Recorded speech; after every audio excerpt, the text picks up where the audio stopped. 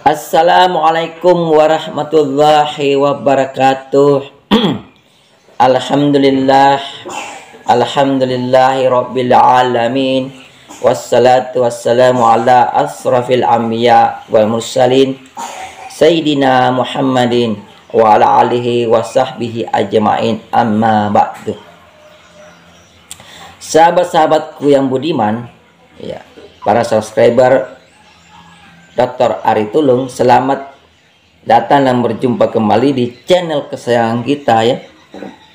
Kali ini masih tetap dalam ranah edukasi hukum, ya. Mungkin juga masih edukasi sosial dan sebagainya, ya. Terserah sahabatku mau menanggapi ini edukasi apa, ya. Sahabatku yang baik hati, yang budiman, dimanapun berada di seluruh Indonesia, kali ini kita ingin bincang-bincang sedikit tentang salah satu materi yang ada di dalam perkuliahan hukum yang biasa kita bawakan di dalam mata kuliah filsafat hukum, yaitu etika.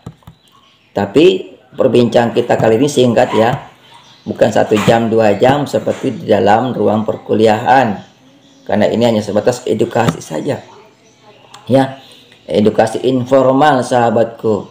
Semoga edukasi ini bermanfaat bagi kita semua dan siapa saja. Baik sahabat-sahabatku, langsung saja supaya tidak panjang lebar. Saya kali ini mengangkat edukasi tentang serangan fajar. Sahabatku, air-air ini, ya, puncaknya kemarin atau mungkin hari ini masih ada.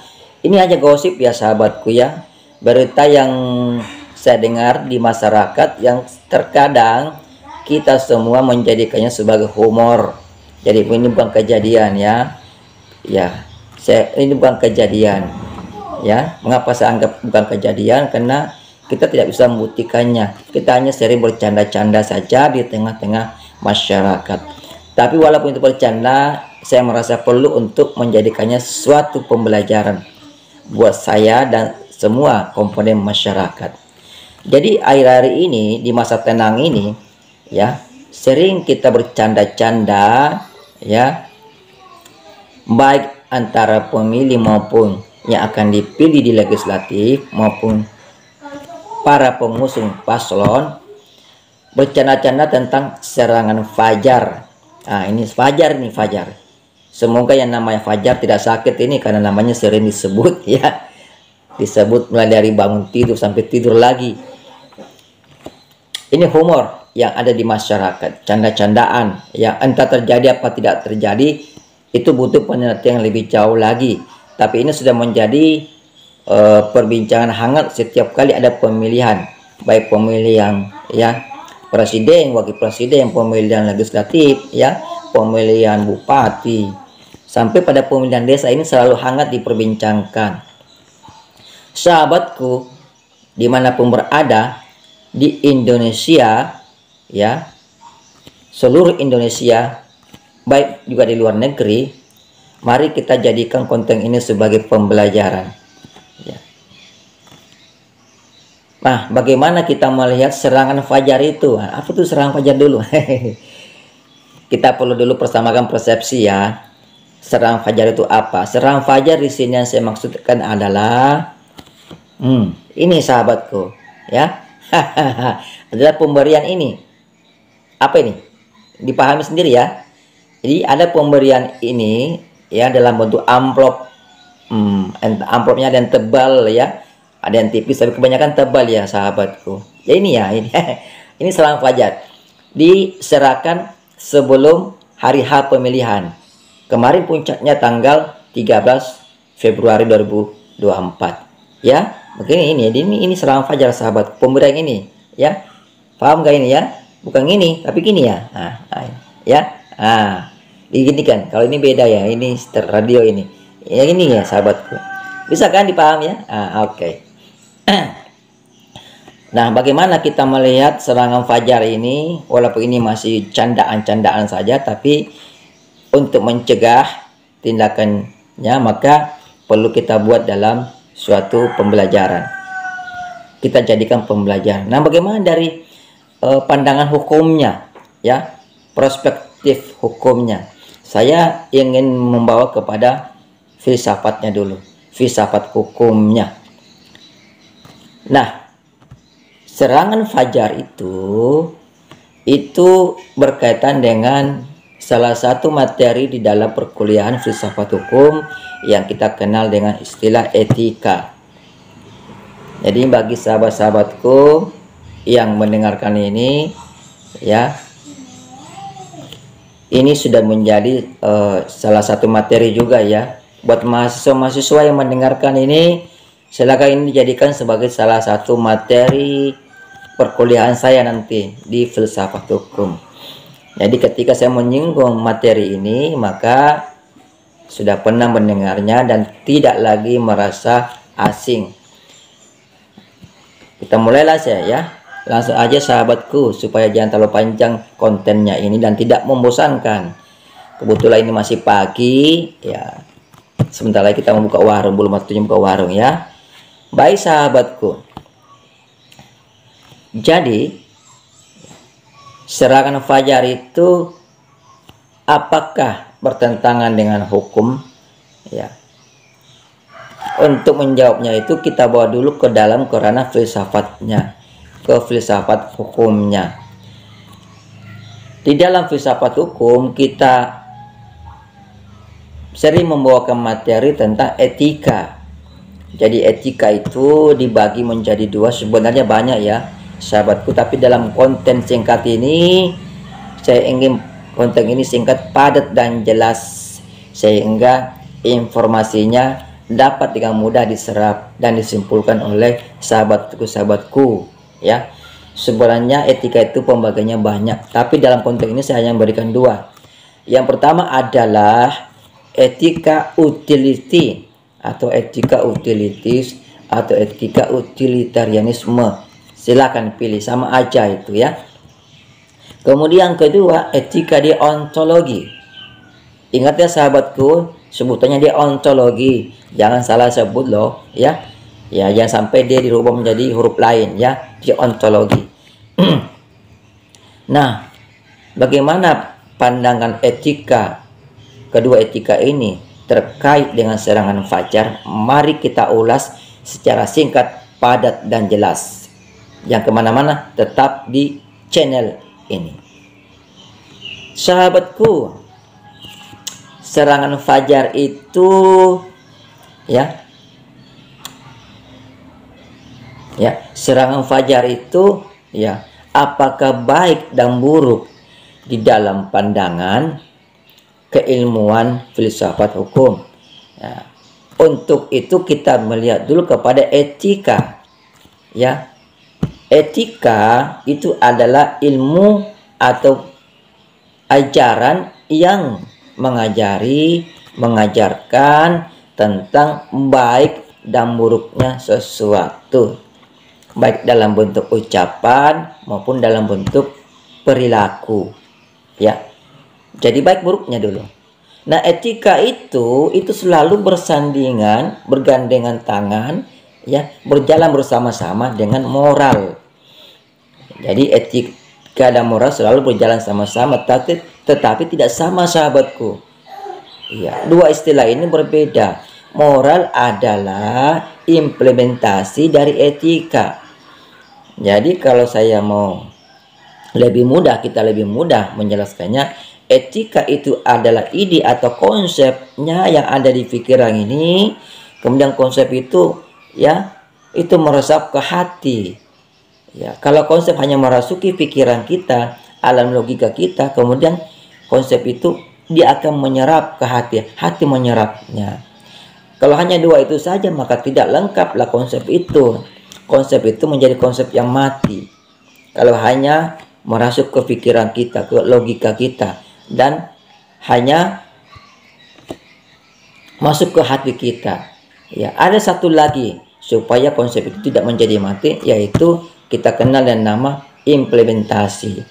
Ya, implementasi artinya apa yang kita yakini sebagai suatu ajaran yang baik dan buruk itu itu harus kita praktekkan, sahabatku.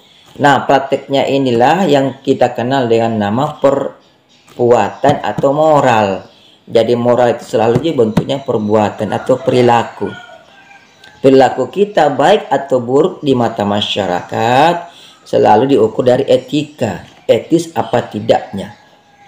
Sahabatku, setiap manusia tentu mau dikatakan memiliki etika, ya. Sejahat apapun manusianya, seburuk apapun manusianya, tentu akan marah besar kalau dikatakan tidak memiliki etika. Mengapa demikian? Karena etika itu adalah karcis VIP, tiket VIP yang dimiliki oleh setiap manusia, ya. VIP, sahabatku, ya, sangat mewah, eksklusif. Jadi etika ini adalah identitas kita yang sangat VIP, eksklusif di dalam diri kita, sehingga kita akan tersinggung sekali kalau dia katakan tidak etis, sekalipun dia adalah penjahat maupun orang yang berperilaku buruk, ya. Mengapa demikian? Karena etika itu berbeda-beda sesuai dengan pendidikannya, ya, sesuai dengan tingkatan-tingkatannya, ya. Bukan, saya tidak masuk ke tingkatan pendidikan yang formal, ya, tetapi kebiasaan dia menerima ilmu tentang etika, ya, ilmu tentang baik dan buruknya. Kebiasaan dia mempraktekkan, ya, di dalam kehidupan bermasyarakat mana yang baik dan mana yang buruk, ya. Kalau keburukan yang dia praktekkan sudah menjadi kebiasaan, tentulah keburukan itu menjadi baik bagi dia. Jadi tergantung pada kebiasaannya, gitu ya, sahabatku. Nah, mari kita langsung masuk lagi. Serangan fajar dan etika, apakah itu baik atau buruk dalam pandangan filsafat hukum, ya, sahabatku? Mari kita bahas. Pertama, etika utility atau etika utilitarianisme atau etika utilitis, ya. Dalam pandangan etika utility, baik buruknya sesuatu itu diukur dari seberapa besar dampak atau konsekuensi dari perbuatan tersebut, ya kan? Apakah dia berdampak buruk atau berdampak baik? Kalau dampaknya buruk, maka perbuatan itu dianggap atau dinyatakan tidak etis, tidak beretika, sahabatku. Nah, bagaimana dengan serangan fajar, ya? Ingat sekali lagi bahwa serangan fajar ini saya tidak nyatakan terjadi. Ini baru humor di tengah-tengah masyarakat kita, dan semoga tidak terjadi, ya. Nah, bagaimana dengan serangan fajar itu sendiri? Apakah itu beretika atau tidak? Apakah itu baik apa tidak? Apakah itu baik atau buruk? Mari kita bahas dari segi etika utility, ya. Serangan fajar itu, ya, apakah memberikan dampak buruk atau dampak baik bagi kehidupan berbangsa dan bernegara kita? Nah, mari kita lihat secara logika saja. Jika kita ingin, ya, jika kita mendapatkan sesuatu itu dengan cara memberikan uang, maka tentulah ketika sesuatu itu kita dapatkan, tentulah uang yang kita keluarkan sebagai modal itu akan kita raih kembali dalam jumlah yang lebih banyak lagi. Jadi kalau kita mengeluarkan uang 500 juta misalnya untuk mendapatkan kursi, maka ketika kita mendapatkan kursi itu tentu kita akan berupaya keras untuk memperoleh uang lebih dari 500 juta. Karena kita punya modal 500 juta. Kan tidak mungkin seorang pedagang membeli barang 500 juta kemudian dijual lagi 500 juta. Kecuali pedagang yang bangkrut, ya, yang sudah mau berhenti menjadi pedagang. Tapi kalau dia masih pedagang yang mau maju sukses, tentu jualannya itu akan dijual kembali ke masyarakat dengan jumlah yang lebih banyak, harga yang lebih mahal dari modalnya. Nah, di sini, ya, Serangan fajar itu menjadikan politik sebagai jual beli. Ya, dampaknya apa? Buruk sahabatku. Jadi ketika dia duduk, tentulah dia tidak akan menjalankan program-program yang bisa memberikan kesejahteraan kepada masyarakat. Ya. Adapun program-program kesejahteraan itu dia akan jalankan kalau ada keuntungan pribadinya. Keuntungannya pribadi ada. Selama tidak ada keuntungan pribadi, maka program-program itu tidak akan dijalankan. Sehingga sahabatku, jangan heran, ya. Jangan heran kalau di sekeliling kita ini, ya, di daerah-daerah, sebagian daerah itu masih banyak jalan yang rusak, ya. Artinya apa? Kalau serangan fajar itu kita terima sahabatku, maka berarti kita sudah menjual diri kita, sudah menjual hak kita kepada yang kita pilih. Sehingga ketika yang terpilih itu duduk di legislatif maupun duduk di pusat, tentu kita tidak akan lagi bisa bersuara. Mengapa demikian sahabatku? Karena kita sudah menjual diri kita. Ya, hak kita. Ya, bukan cuma diri, hak juga kita jual. Satu, kesatuan yang diri. Kita sudah menjual. Sehingga kita sudah menjadi budak dari para legislatif. Ini sahabatku dampak buruknya. Ya. Nah, ada asumsi tengah masyarakat, kan kalau sudah duduk mereka sudah tidak ingat kita lagi, nggak bisa lagi diambil uangnya. Ini penafsiran yang salah sahabatku. Ingat, para dewan legislatif itu duduk di legislatif tidak untuk memberikan uang secara pribadi kepada masyarakat, ya. Jadi kesejahteraan yang dia akan jalankan, yang ia akan programkan tidak bertujuan untuk memberikan kesejahteraan pribadi kepada individu masyarakat. Itu susah sahabatku. Jadi jangan berharap minta uang dari mereka. Ketemu dikasih uang, Ini salah sahabatku. Ya, mari kita tingkatkan kualitas berpolitik kita. Kalau begini pendapatnya kita, berarti tingkat politik kita itu kualitasnya parah. Ya, di bawah garis kualitas. Kita banyak tetapi tidak berkualitas sahabatku. Hindari ini ya, hindari.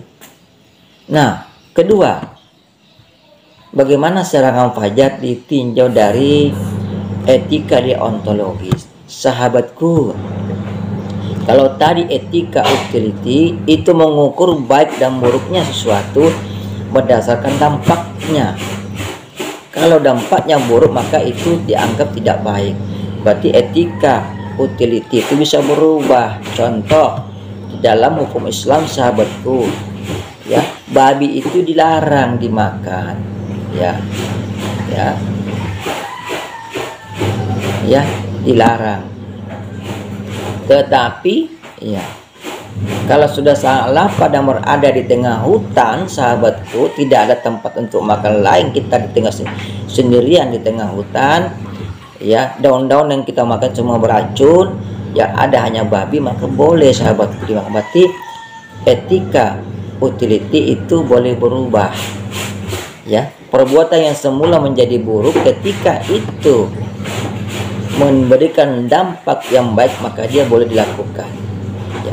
Tetapi beda dengan etika deontologi sahabatku. Etika deontologi, ya, ini adalah etika yang menyatakan bahwa baik buruknya sesuatu itu dilihat dari boleh atau tidaknya sesuatu itu dilakukan berdasarkan peraturan sahabatku. Ya, peraturan. Bisa undang-undang sahabatku, ya, bisa lain-lainnya, penting peraturan. Nah, di dalam negara kita sahabatku sudah ada undang-undang tentang penyelenggaraan, ya, negara yang bersih dari KKN, ya. Sahabatku, serangan fajar itu yang ini, ya, kalau kita terima itu masuk dalam tindak pidana sebenarnya, tindak pidana kolusi. Jadi bukan korupsi tapi kolusi, kita disogok, menyogok dan disogok sama-sama harusnya masuk penjara ya. Gitu ya sahabatku. Jadi ini bertentangan dengan etika deontologi. Serangan fajar yang sering kita canda-candaan di dalam kehidupan bermasyarakat kita menjelang pemilu ya. Kalau dilakukan itu bertentangan dengan dua etika ini, etika utility dan etika deontologi ya. Jangan salah dengar sahabatku ya, deontologi itu. Jadi kalau bertentangan sebaiknya, bukan sebaiknya memang ya seharusnya jangan dilakukan. Kita hindari sahabatku ya. Mari kita menjadi pemilih yang sadar diri dan cerdas. Kalau dua ini sudah kita miliki, insya Allah diri kita akan dibintangi, dipagari oleh prinsip. Manusia yang berprinsip sahabatku tidak akan dapat dibeli dan juga tidak akan membeli manusia. Manusia itu bukan dagangan ya. Manusia bukan dagangan. Punyalah prinsip agar Anda tidak dapat dibeli dan juga tidak membeli. Iya sahabatku ya. Ya saya maksud membeli orang, membeli suara ya. Ingat, suara kita sangat berarti ya. Sangat berarti, tapi bukan berarti memiliki nilai ekonomis dalam bentuk jual beli, tidak sahabatku ya. Berarti dalam arti berharga, dalam arti akan menentukan kemana jalannya negara kita ini, kemana arah dari negara kita ini, baik buruknya negara kita ya ke depan nanti ditentukan dari suara kita, ditentukan dari bagaimana kita menjadi pemilih yang sadar dan pemilih yang cerdas ya. Nah demikian sahabatku, sudah lama ini, sudah 22 menit ya. Tadi kita sudah janji akan memberikan edukasi yang singkat, padat dan jelas. Semoga konten ini betul-betul menjadi edukasi buat masyarakat, khususnya buat saya pribadi ya sahabatku ya, sahabatku subscriber yang ada di Kolaka dan seluruh Indonesia dimanapun berada. Mari kita sama-sama menjalankan pemilu ini secara bersih. Jangan mau menerima serangan fajar dan jangan juga memberikan serangan fajar. Yakinlah bahwa segala sesuatunya itu sudah diatur. Mari kita berusaha yang tidak bertentangan dengan etika ya. Etika tadi ya. Kalau sudah begitu berarti kita sudah mengikuti ajaran agama, karena ajaran agama itu adalah sumber dari etika sahabatku ya. Baik demikian, billahi taufik wal hidayah. Wassalamualaikum warahmatullahi wabarakatuh.